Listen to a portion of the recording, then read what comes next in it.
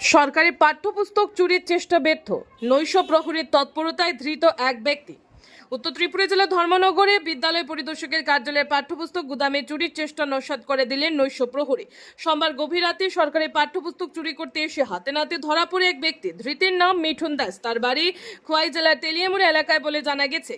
কার্যালয়ের নৈশ প্রহরী রাজু বাসপার জানান, সোমবার রাত প্রায় 2টা নাগাদে গুদামের দিক থেকে অস্বাভাবিক শব্দ শুনে তিনি সেখানে যান। গিয়ে দেখেন এক ব্যক্তি গুদাম থেকে পাঠ্যপুস্তক বের করে বাউন্ডারি প্রাচীরের পাশে জড়ো করছে। পরিস্থিতি বুঝে তিনি দ্রুত ওই ব্যক্তিকে আটক করেন এবং বিষয়টি বিদ্যালয় পরিদর্শকের কার্যালয়ের কর্তৃপক্ষকে অবহিত করেন। পরে মঙ্গলবার সকালে অভিযুক্তকে ধর্মনগর থানার পুলিশের হাতে তুলে দেওয়া হয়। পুলিশের জিজ্ঞাসাবাদে প্রথমে অভিযুক্ত দাবি করে নেশাগ্রস্ত অবস্থায় ভুলবশত সে গোদামে ঢুকে পড়েছিল। সে আরো জানায়, ধর্মনগরের পূর্ব বাজার এলাকায় পরিত্যক্ত বোতল সংগ্রহের কাজ করে। তবে পরে জিজ্ঞাসাবাদের এক পর্যায়ে সে চুরির উদ্দেশ্যে গুদামে প্রবেশ করার কথা স্বীকার করেছে বলে জানা গেছে।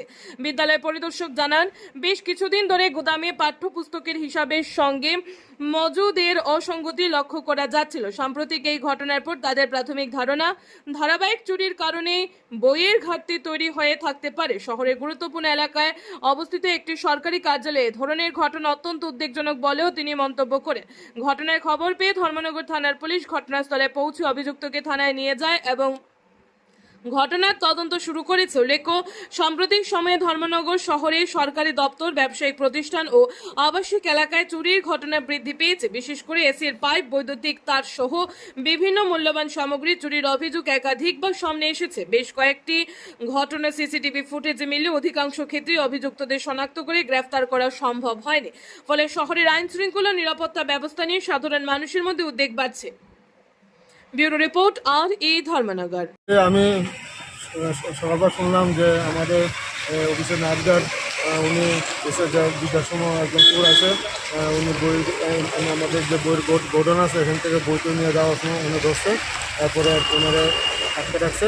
সকালে পুলিশ এসে ওনারা নিয়ে আসছে। হ্যাঁ, আমাদের প্রায় বই শর্টেজ হয়, আমরা জানতাম না এইভাবে চুরি হয়, কিন্তু আজকে দেখলাম যে আমাদের বই শর্টেজটা এটাই মূল কারণ ছিল। তো আমরা আশা করছি না এইরকম যে এত প্রকাশ্য একটা সুন্দর জায়গার থেকে যে চুরি হয়, একটু সত্যি খারাপ লাগলো আমার। বাইরে একটা গোডাউন আছে বইয়ে বোমা আছে, ডেপুটেস আশিস কুমার দাস। 2টা-2:30 বাজে আমার একটা সন্দেহ হয়েছে, অফিসে একটা কেউ ঢুকছে। ঢুকার পরে আমি ছাদের উপরে থেকে দেখি এই মানুষটা এই সব বই নিয়ে বাউন্ডারির ওই সাইডে নিয়ে স্টক করে।